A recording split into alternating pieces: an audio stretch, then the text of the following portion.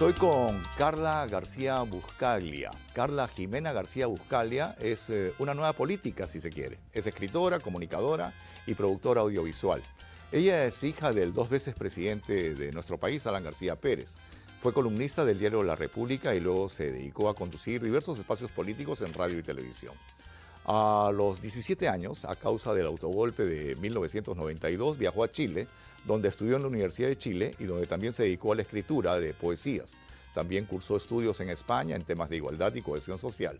Está considerada como una líder digital sobre empoderamiento femenino. Y para mí es un gusto y un placer tenerla en mi programa. ¿Cómo estás, Carla? Qué gusto, qué alegría.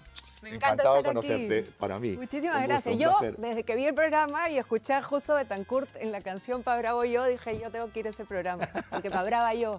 Sí, aunque el bravo soy yo. Entonces estamos entre un par de bravos. Sí. Carla, verdaderamente para mí un gusto. Te contaba fuera de cámaras, tuve la suerte, el placer y el honor de ser amigo de tu padre. Y para mí me dolió muchísimo hasta el día de hoy. No acepto la muerte de Alan García. ¿Por qué se fue? Bueno, a mí me cuesta mucho hablar del tema, pero es una decisión que él tomó porque él decía, y tú que lo conociste cuando estaba vivo, él decía al presidente no se le enmarroca, al presidente no se le maltrata, al presidente, porque estás hablando de la institución de la presidencia. Y él tenía un concepto de dignidad bastante grande y él no se iba a dejar vapulear y sacar con un chaleco siendo ridiculizado como muchas otras pobres personas que han visto, como decía él, su existencia pasar, ¿no? Con los chalecos y las rejas. Él tomó una decisión que para mí es sumamente dolorosa hasta el día de hoy. Yo todos los días de mi vida extraño a Alan García. Los peruanos también. Sí. Pero creo que como hija en esto me voy a dar el lugar que me merezco y yo lo extraño más que nadie. Y nada me haría más feliz que estuviera vivo y estoy segura de que no solamente el país estaría bastante mejor de lo que está, sino que además yo y mis 5 hermanos seríamos los hijos más felices del mundo y sus 6 nietos serían los nietos más felices del mundo. Me imagino, Alan está vivo. En los corazones de sus compañeros y en sus 152.000 obras, sin duda. Qué bueno. Sí. Porque hay una leyenda urbana. Lo han visto en Suiza, Sí. está en París, está en Suecia, está en Estocolmo. Pero tu padre ya no está. No está, lamentablemente. En algún momento yo le comenté a Beto Ortiz que si alguien pudiera traerme a Alan García vivo, cosa que sería un milagro, que solamente el santo Dios y Jesucristo. Mira, me voy a poner más allá de Elon Musk y de Gates y demás genios de la inteligencia artificial, me voy a poner más como una ciudadana de fe. Y a mí me encantaría verlo así, si fuera un minuto, le entregaría a la persona que me lo muestre todo lo que tengo, claro, y todo lo que vaya a tener el resto de mi vida. Realmente es en lo que yo invertiría todo. Un minuto más con mi papá, un minuto más. Tuviste un padre excepcional. Me imagino que en el colegio eras la niña diferente. En el Villa María eras la hija del presidente. Sí, siempre fui un poco la niña diferente. Sabes que me ha encantado verte llegar con tu poncho porque en algún momento hizo el programa y tú con tu poncho haces alusión a tu papá y dices el poncho de mi papá. Mi padre. Y yo a la gente que valora y que ama a sus padres, no importa de qué partido sean, cuál sea su orientación política, qué piensan en la vida, pero si tú amas a tu padre y tienes eso que los orientales llaman piedad filial, amor por tu padre, eres una persona que está de mi lado. Entonces, hablando nuevamente del poncho, yo siempre fui rara porque a mí mi mamá me mandaba con poncho al colegio Villa María, donde todo el mundo tenía pues la chopa del colegio, el no sé qué. Siempre fui un poco una niña especial, supongo que porque criada entre adultos y con temas de adultos, ¿no?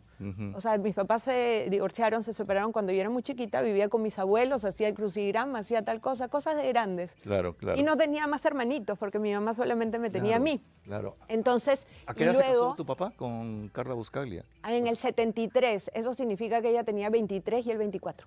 Oh, chiquillos se casaron. Sí, súper chibolos. Y habían estado juntos 6 años enamorados. Oh, mira, Sí.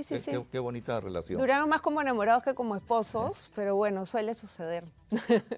Pero el amor prosperó y tú eres fruto del amor. Fruto del recontramor hasta el fin de los días, por lo menos de mi papá. Y pensaba hoy día que yo nunca tengo la oportunidad de agradecerle a mi mamá todas las cosas que ella ha hecho por mí. Me imagino. Porque la figura de mi papá era tan grande que cuando él estaba vivo me dedicaba enteramente a seguirle los pasos, a ver qué necesitaba, y quiero aprovechar las cámaras para decirle a mi mamá que yo la adoro y que es lo más grande que tengo y que lo que soy es por producto de ella en cierto porcentaje. Qué bueno, qué bueno. Y qué bueno dar reconocimiento a los padres. Cuando hablabas de mi poncho, por ejemplo, no es otra cosa que identidad. Sí. Es nuestra identidad. Por supuesto. Acá nos chupamos de usar el poncho, nos avergonzamos de ser cholos. Nos chupamos de todo, Oscar Eduardo. Muy Nos chupamos pacatos. de opinar, tenemos miedo de decir lo que realmente pensamos, tenemos miedo de salirnos del molde, tenemos miedo de Claro. ser distintos. Y yo creo que, por ejemplo, tú eres un ejemplo de ser distinto. Te acabo de ver darle con un palo a Omar Chejada y yo pensé que tenía que venir acá con una camilla para sacarlo al pobre Omar. Y Pero no le he dado con palo. Pero- Este es un programa franco y bravo, mi sí, querida amiga. bravazo, déjame decirte, bravazo. Pero lo que pasa es de que buscamos que yo no me pulo, yo busco hablar como el hombre y la mujer de la calle. Lo que pasa es que cuando tenemos a políticos como tú, uno se pule, las mejores palabritas, uy, cosas La lección de historia, la ¿no es lección de cierto? historia. Pero ¿no es mejor hablar como patas, hablar como Por amigos supuesto. y que la gente conozca el verdadero perfil del entrevistado, ¿no? Entonces, Y en lo coloquial y en lo del día a día no pierdes tu elegancia, no pierdes tu forma de ser, No, claro. ¿no? Entonces, sí, yo aprecio mucho más a la gente que es honesta con las cosas que dice y hace que a la gente que está adentro de un parámetro, dentro de un molde, ¿no? Hay que salir del molde urgentemente. El molde no nos ha llevado a ningún lado. y no nos va a llevar. El público nos está llamando, pero vuelvo a repetir, no me escriban, por favor, graben sus preguntas. Da la cara y pregunta. ¿Quieres preguntarle a Carla García? Aquí está, directamente, al 980-314-700. No escriban, manden su video. 980-314-700. Qué bueno. Ah, muy bien. ¿Por qué te fuiste de la tele? ¿O te A ver, fueron? No, no me fueron, eso sí.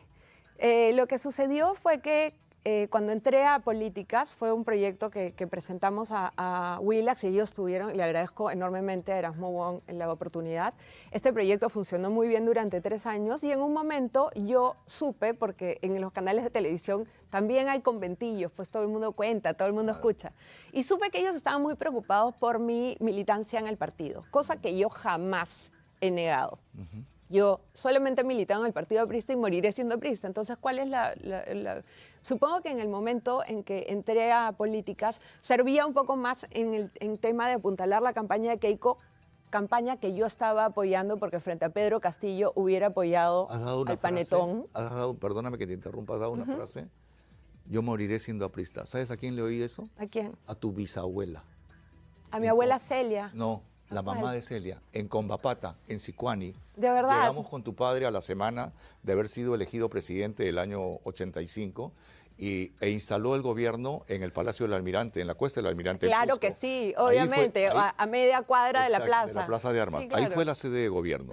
Pero llegamos a Puno y de ahí fuimos en tren y en La Raya, en Sicuani, Ajá. subimos hacia Combapata y ahí vivía la mamá de Alan, o sea, tu Mira, bisabuela. mi abuela Celia Rojas. Celia Rojas. Sí, claro. Celia Rojas, La exacto. mamá Chela. La mamá Chela. Y Alan tuvo una deferencia muy especial con 2 periodistas, solo Mario Guimarães y yo, porque él dijo, esta es mi casa, nadie entra.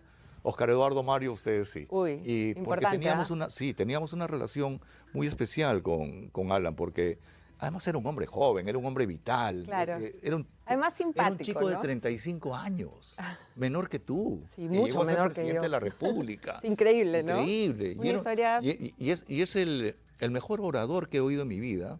Por esta profesión he podido viajar y he podido oír muchos. He oído a Fidel Castro, he oído a Julio María Sanguinetti, pero tu padre, de quitarse el sombrero, le ganó a Víctor Raúl. Yo no los compararía de ninguna manera porque son padre e hijo. Entonces, nunca hay que comparar a Víctor Raúl y a Aya, que es la luz que guía a todos. Claro. Pero, Ustedes no, pero que son apristas, yo sí puedo. tú en el fondo Yo eres sí me doy las aprista. licencias. Tú en el fondo vas a terminar siendo compañero. He traído la ficha para que la firme. No te voy a poner en problemas. Tengo genética aprista, pero Por no. supuesto. Pero lo que yo te quería decir es que Alan era un gran orador, pero porque era un gran pensador, Sí. ¿ya? Y entonces a veces se le limita a ser una persona que hablaba bonito. Y él era una persona que pensaba bonito, que hacía bonito. Entonces, yo siempre quiero recordarle al país y al partido que Alan García nos dejó 27 libros. No conozco un presidente por acá, quizás hubo uno en Estados Unidos que es Theodore Roosevelt, que escribió 32. Alan García nos dejó 27 libros, más otro tipo de publicaciones y tal. Entonces tenía una producción intelectual gigante. Muy No grande. dejaba de pensar. Por supuesto, por ejemplo, cuando tu padre escribe El Rey de la Baraja, Pizarro. de Pizarro, me fascinó porque después de Porras Barrenechea, es tu padre el que más estudia a Pizarro, ¿no? Y que lo cataloga como el gran político de todos los tiempos. Entonces, encontrar un Alan García escritor, intelectual, no Músico. solamente político, músico.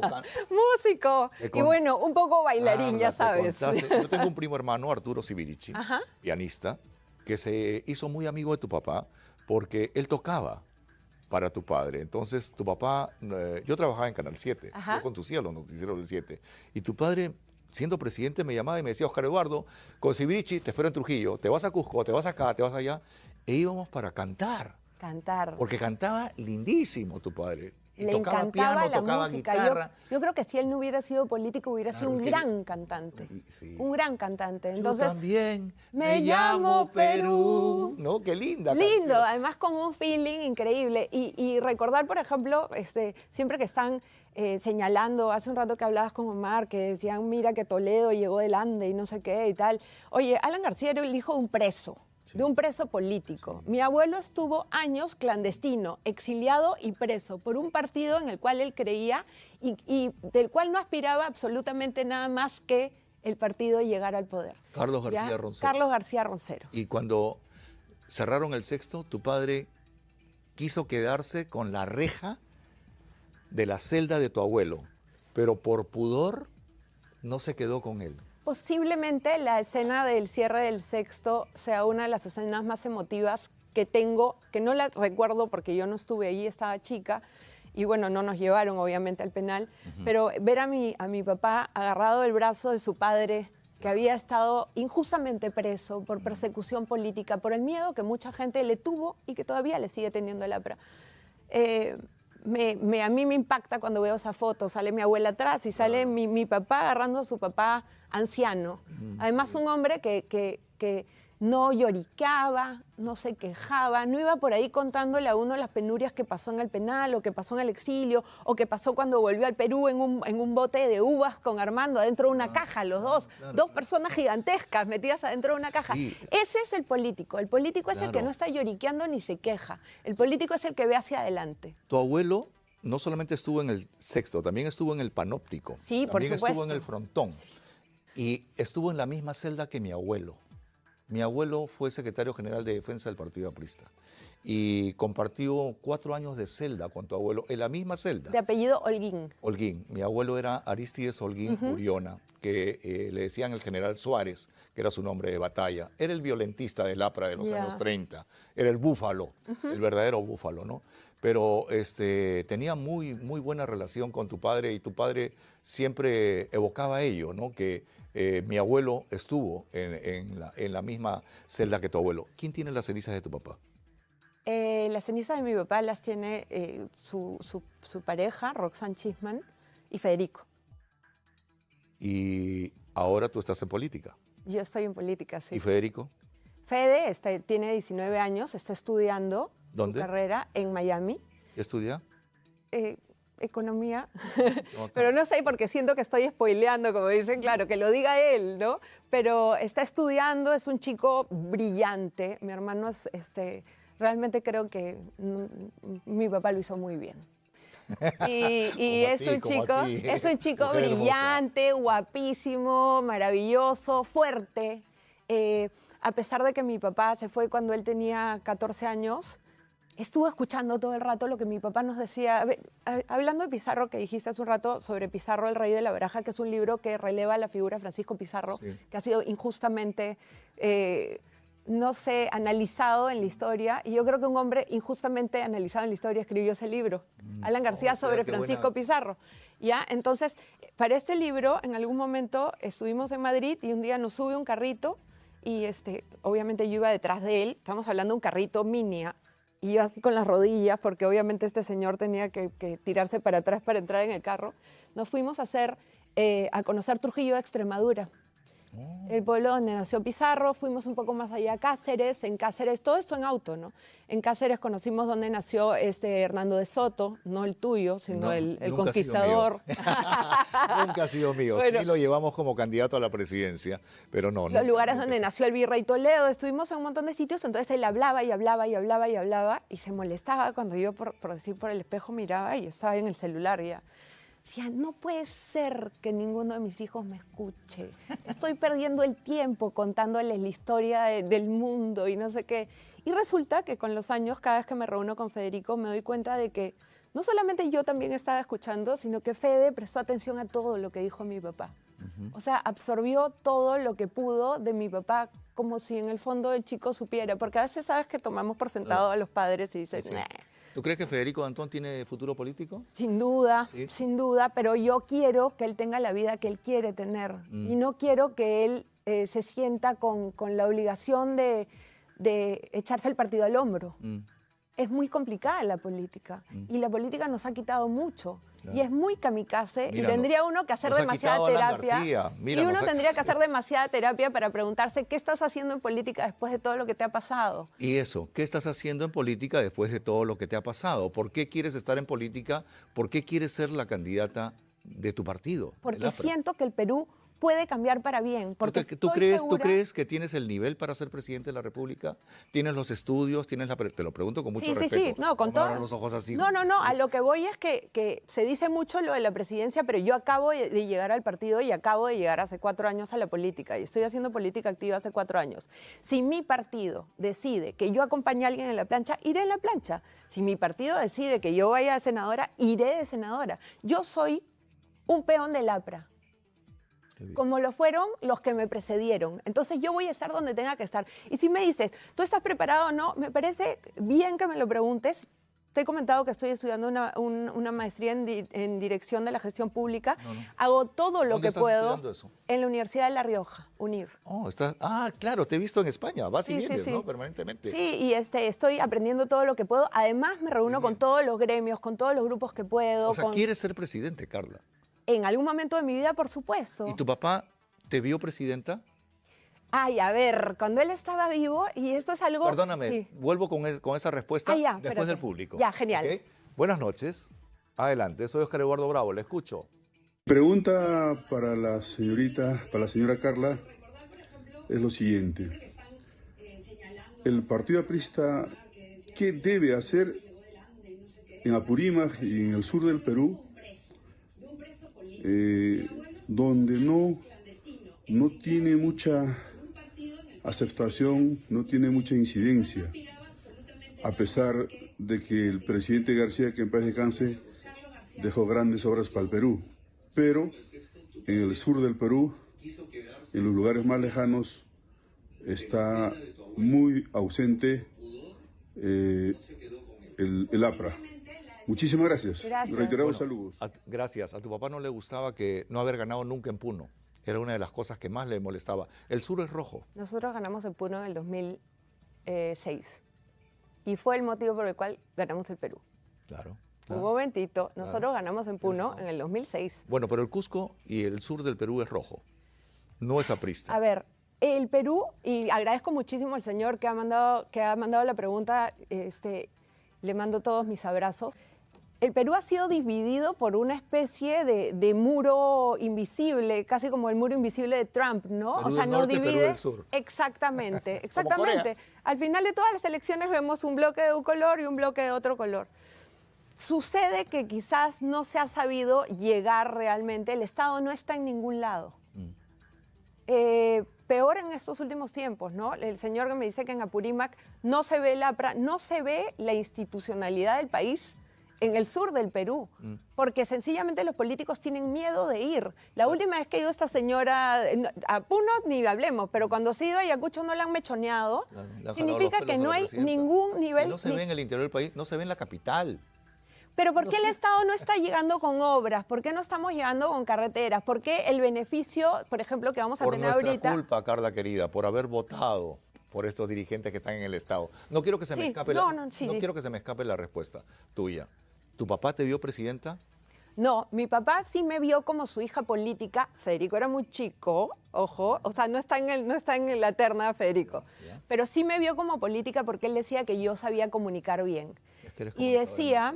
¿Y qué te dijo? ¿Que ibas a ser diputada, senadora, que ibas a ser ministra, pero no presidenta? ¿Hubo algún vaticinio? Pero es que quiero explicarte una cosa. Cuando mi papá estaba vivo, digamos, el APRA tenía el García que tenía que tener. Y la verdad es que ninguno de mis hermanos ni yo tratamos de pertenecer al mundo de la política porque cuando las familias se meten es un desastre.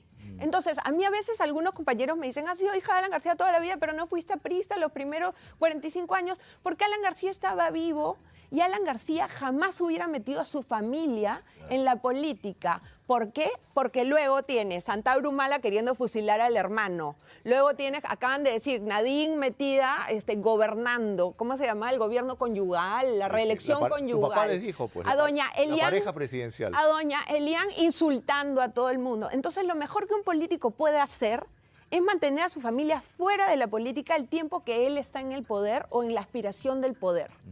Es lo mejor que puede hacer. Señores, ya se han olvidado Lilia Paredes, pero tenían la puerta del costado de Palacio que recibían las entradas y el niño, que no lo voy a mencionar porque era menor de edad, manejaba los carros el amigo de Philip, de Samir Villaverde. ¿O no era así? Ya, entonces, lo mejor que puede hacer uno es salirse de la política cuando hay una persona que está en política y que tú podrías generarle un problema. Motivos por los cuales no estaba militando en mi partido antes, porque estaba vivo Alan García y él era el sol del APRA. ¿Por qué los peruanos tendrían que elegir a Carla García para presidente? Porque tengo todas las ganas del mundo, tengo todo el ímpetu del mundo, estoy segura. ¿Para hacer qué? ¿Qué quieres hacer? Cambiar la política. ¿Cómo? Hacia una mejor representatividad. ¿No es utópico? No, no lo es. ¿Cómo lo lograrías? Bueno, para empezar, si voy al Congreso, cambiando desde dentro del Congreso. O sea, lo que vemos ahorita, que a todos nos molesta y que estamos todo el rato pensando cuáles son los que nos gustan y cuáles no, yo todavía creo que tengo un 10% de congresistas que considero que no son malos. ¿Ah? Ahora, ¿qué vas a hacer con tu partido? Porque la vieja guardia... Pero no te he dicho qué voy a hacer en el Congreso, pues. Es que yo pregunto así. Pues, ya, dale. Pues, suelta. A ver, no, pues cambiar la representatividad. Entonces se acaban las gollerías. No es posible que cada vez que entre una mesa directiva cambien a todos.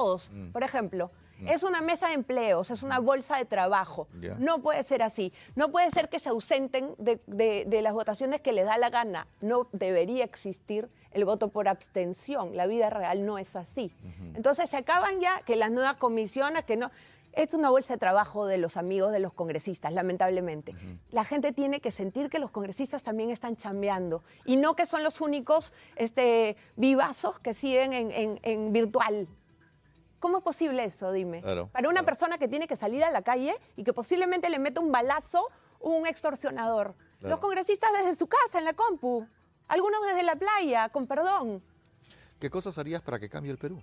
Eso, mejorar la representatividad, segundo. Eso en el Congreso y en el Ejecutivo, ¿alguna reforma importante? Por supuesto, la modernización del Estado en todos los casos. Un gobierno digital. Un gobierno digital porque es transparente, porque genera confianza y porque además va además... a matar a mucho burócrata personal de la administración pública. Que un no gobierno más pequeño, un gobierno más pequeño, sin duda. Pero cuando decimos modernización del Estado y gobierno digital, la gente piensa, ay, si ya tenemos no sé qué, yo saqué mi ficha. No, señores, tú vas a sentar una denuncia a la comisaría, ¿ya? Y no tienen computadora ni internet. Entonces, ¿qué pasa? Escribes en este papel la denuncia, me violaron, y cuando te vas llega alguien, da un centavo y desaparece el papel.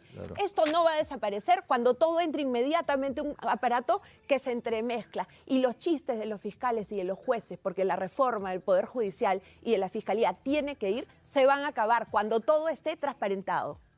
Qué bueno. El público quiere hablar contigo, Carla. Me hable el Caray, estás público. causando un rating bárbaro. ¿Has visto? Bárbaro, bárbaro. Adelante. Saludos a mis compañeros. Buenas noches. Aló. Noches. Mi pregunta es, ¿cuál es tu experiencia a lo largo de tu trayectoria profesional que tú consideras que respalda las ganas y si en algún momento llegas a ocupar el cargo de presidenta, como lo que has mencionado, u otro cargo público? Muchas gracias. Ya te están lanzando, Muchas gracias. presidenta. Disclaimer, yo no he dicho que voy a ser presidenta. Repito 100.000 veces que yo vengo de un partido que es democrático dentro del partido. Entonces, Pero yo eres precandidata. no soy precandidata a la presidencia. Todavía no se han formado las posibles planchas Bueno, que pero vayan a quieres ir ser una presidenta. interna. En la vida también quiero ser una gran pianista, ¿sabes? Y todavía no empiezo a tocar piano. Entonces, claro, entonces ya esencialmente, ya, pero el tema es que el partido tiene internas, pero bueno, respondiendo a la pregunta de la señorita, no solamente he participado ya en bastantes campañas políticas, a saber, 1985, 2001, 2006, 2016, y bueno, la última que no terminamos porque realmente el Jurado Nacional de Elecciones nos impidió la inscripción, lamentablemente perdiendo la inscripción en la APRA, pero gracias a Dios la recuperamos, sino que además he trabajado durante muchos años en el Instituto de Gobierno y Gestión Pública de la Universidad de San Martín. San Martín, claro. Claro, yo era la jefa de Relaciones Interinstitucionales. ¿Y veías los temas de vocación profesional de los jóvenes también? Antes de ¿No eso, es cierto? cuando yo entré a la San Martín, entré a dictar charlas de orientación vocacional en los colegios y en las ferias. Y eso, ¿sabes qué? Era como Drácula, porque uno cuando para con chibolos Claro. no envejece. Me sentí una especie de... Y justamente para los chibolos, ¿cuántos tatuajes tienes? No los tengo contados, pero debo tener 6. ¿Por qué te tatúas? Porque me gusta, me parece decorativo, me parece simbólico. Mira, acá tengo una paloma, que es una paloma que me la tatué después de que mi papá falleció, porque él tenía una palomita que lo iba a visitar a la casa. Y cuando él murió y entré a la casa, estaba la paloma buscándolo en el baño dentro de la casa. Oh, qué loco. Y es una palomita que tiene una cartita con una estrella. Mira, qué bacán, qué buen detalle, qué lindo detalle, qué poético. Sí, la palomita me entrega la carta de la APRA. Qué lindo. Sí. Tal vez eres la carta ganadora. Quiero ser la carta que haga que el partido perdure 100 años más. Qué bonito. O sea, yo sí, el día que me vaya a la tumba, ojalá que sea dentro de mucho, quisiera sentir que colaboré con mi partido y que me reciban del otro lado mis abuelos y mi papá diciendo, todo bien contigo. Qué bueno. Sí, Keloide. me encantaría. Keloide. Sí. Fue tu Mi libro blog de poesía. y mi libro, sí. Yo empecé escribiendo... ¿Por qué keloide? ¿Eres keloide? ¿Por qué tengo piel queloide? ¿Ah, sí? Claro, mira. sí, tengo piel queloide, entonces alguna vez he tenido un accidente y tenía de chico una cicatriz bastante visible, entonces todo el mundo preguntaba y yo decía queloide, queloide y al final quedé como queloide. Queloide es mi personaje del blog y Esquina Baja fue la que escribió durante muchos años en La República la columna. Carla, me ha quedado chico el tiempo para poder hablar contigo. Me ha ¿Ves? encantado sobremanera y te invito públicamente a conversar nuevamente. ¿Sabes qué? Eres una gran comunicadora, tienes una linda sonrisa, tienes la sonrisa de tu padre. Veo que ahí está la mano de Jesús Ochoa.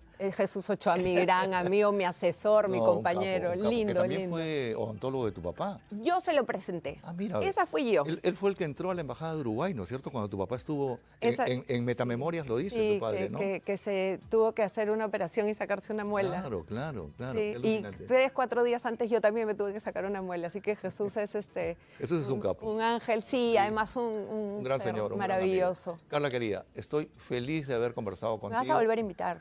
Estás invitada. Siempre, mañana Cuando- vengo cuando y quiera. se sienta chejada y lo empujo a pararse. Vamos a conversar más seguido, Ajá. ¿ok? Te invito a que conversemos. Es necesario que te acerques a la gente joven. Es necesario que te conozca todo el país, porque todos te conocen como la hija del presidente, pero tus preceptos, tus fundamentos políticos son los que queremos dar a conocer. Siempre voy a ser la hija de Alan Sí. y siempre voy a estar orgullosa y orgullosa de mi gran partido. El APRA puede porque el APRA sabe. Y el APRA nunca muere. El APRA nunca muere. Gracias, Oscar Carla, Eduardo. querida, muchísimas Bravo tú. gracias. Yo feliz de estar contigo. Muchísimas Y gracias. amigos, hasta viejitos. Perfecto. ¿Ok? Te mando Siempre- los libros que te dije. Por favor, y este es tu programa. Bienvenido y gracias. quiero hacer muchísimos más programas y quiero que hagas televisión y estoy seguro que vamos a conversar. de ello. Muchísimas gracias. Encantado, señoras y señores. Ha sido Carla García, la hija del expresidente de la República y sí, precandidata a la presidencia del Partido Aprista Peruano. Soy Oscar Eduardo Bravo, les agradezco vuestra sintonía y estoy mañana nuevamente de 8 a 9 a través de ATV+. Gracias, Carla. Muchísimas gracias.